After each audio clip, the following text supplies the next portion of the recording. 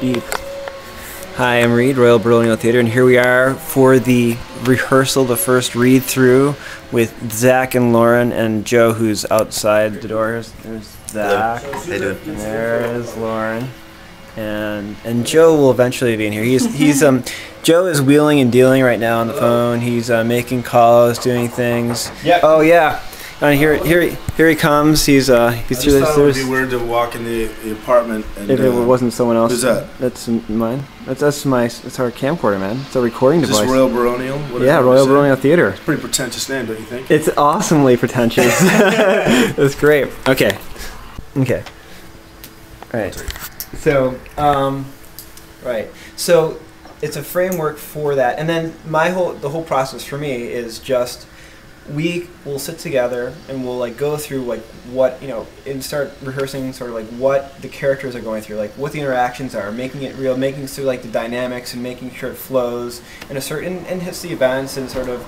And I just want to work on the moments, and the words are essentially things that we'll come up together with. We'll work through like this character would say these things, and I'll eventually I like almost like just document that. Like I'll write things down. I'll like start with things I said. We'll say like, well, how else would that work? What would that character really say? These words don't work. What would you say? And then and this one, in addition to so there's one thing. It all takes place in one room. So to make it interesting for the audience, essentially there are two things that I want to do. One is to you got to show yourself too sometimes. I'm listening. Yeah. I just No, I know. I just want you to. I just want. This is part of the process. Yeah, Exactly. This is what you're doing. Exactly. So I essentially want two things happening at all times to make it interesting. One, there's the macro story of like what are the actual events, and then the secondary things. Like I think Tom Stopper does this really well, where like you're talking about something, someone says something, and then they're answered like 5 lines later by something else. There's multiple levels of dynamics going on, and so.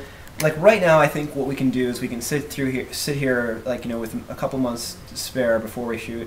We can go through some things, see what works, what doesn't work, and essentially have good directions to go in as far as like where the story, what we can do, rewrites and things like that, and where we go. And then I think what I'd love to do is have some time in the space where we not only just talk about like the characters and the interactions and work on that. But also where we can utilize the space to essentially use the space and what's happening as like a fourth character. So on some level, I want it to be very play-like in the sense it's not just these static images that are sort of tied together in a film, and it will be like a lot of cuts and things like that. But as far as the motion of the characters in that space, what's happening, how we transfer things around and things like that, I want that to be like really integral to the whole process of the film, so that it's like it's that dynamic is also interesting for the audience too. So that's really like my vision of where this is going to go. And so and I'll give you guys copies of Broken Arrows. I'm sure none of you have seen it. Why wouldn't we have seen it? Well, have you seen it? No. Yeah, so. And so the difference between I think Broken Arrows is a visually we shot it on like a $3,000 camera for $50,000, and I think at least you guys will see like what visually I can create. I think it's a visually amazing movie for what we had. So that part's going to be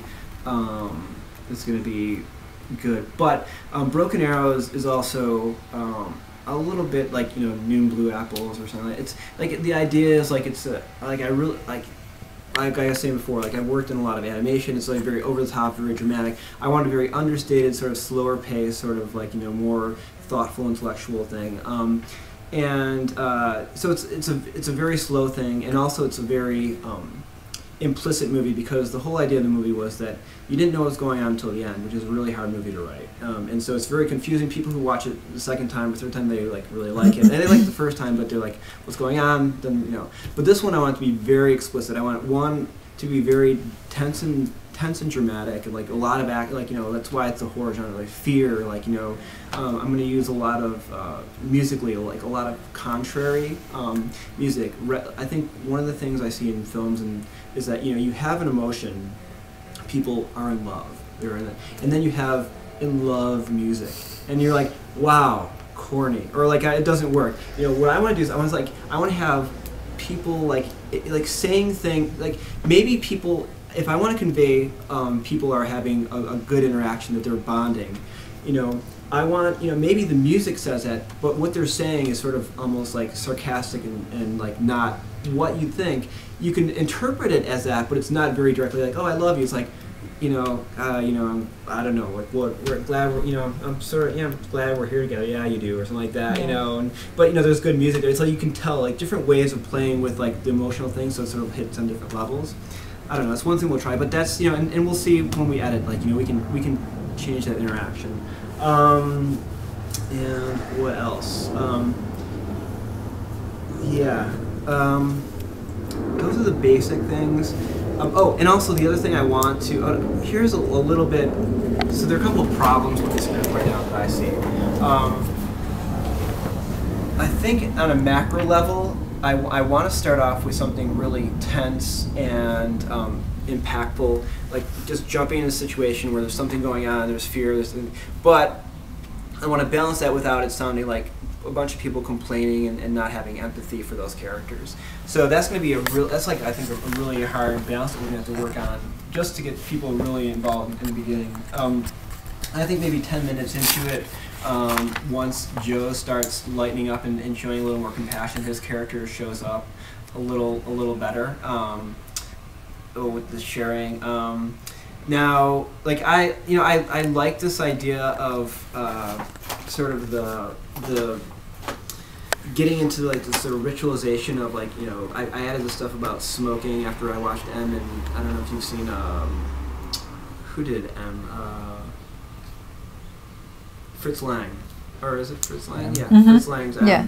And just like so, he talks about the idea that using smoking is sort of evokes like this idea of like the nervousness of like trench warfare, of about that sort of space, and that's one of the things I was thinking about. Then and then the idea of like using it as a mechanism to sort of show like characters interacting and sort of like sharing smoking or drinking or whatever they're doing is like a bonding, like a not saying oh we're so great now, or like just like okay, like sharing things, and or else excluding people when they're not in their circle, like fine, like I'm just gonna do this and I'm gonna be in my space, and try and play the interactions using those like devices, not verbal, but I want to play with work with a lot of just emotional things, and in fact on one level, like I was thinking the best, I think a cool approach would be, I don't know if it's possible, it would be great to have this thing and do a movie with no words, just acting. It's just the interactions, and it's all about the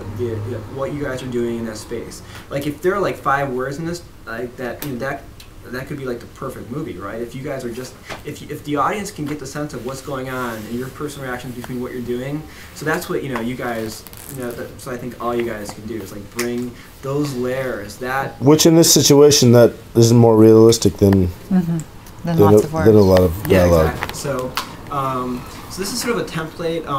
Like these are just like ideas of like where I want things to go. And when I say like someone laughs or rolls their eyes, those are more of like just placeholders for me of like saying, okay, I want to. It's not necessarily like you have to laugh. For me, it's like as a filmmaker, there are markers for me, like, okay, I want to document this interaction so that when we tie it all together, it makes sense. Like, okay, this person did this. How does the audience know that that's going to happen? So I put that in there so I can film a reaction per se, and you guys can change the reaction. You can work on that. And so that's basically where I was coming from with this and where I'd like to go with the project in general. There are a couple things that I omitted